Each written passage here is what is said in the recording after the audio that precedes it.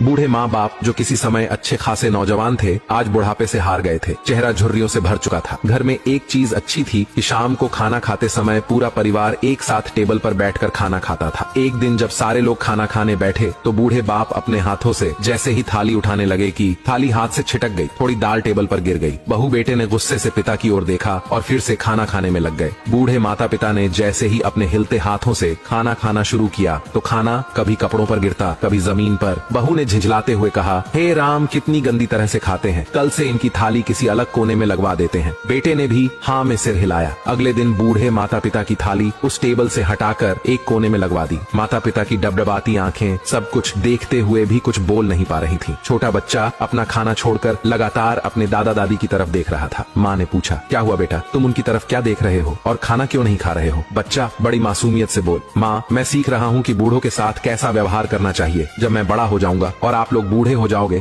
तो मैं भी आपको इसी तरह कोने में खाना खिलाया करूंगा। बच्चों के मुंह से ऐसा सुनते ही बेटे और बहू दोनों कांप उठे। शायद बच्चों की बात उनके मन में बैठ गई थी, क्योंकि बच्चे ने मासूमियत के साथ एक बहुत बड़ा सबक अपने माँ बाप को दिया था। बेटे ने जल्दी से आगे बढ़कर माता पिता को उठाया और वापस टेबल पर खाने के लिए बैठाया, और बहू भी भागकर पानी का गिलास लेकर आई कि माँ बाबूजी को कोई तकलीफ ना हो। आखिर में बस यही मैं कहूंगा, कृपया करके अपने माता पिता का ख्याल रखें।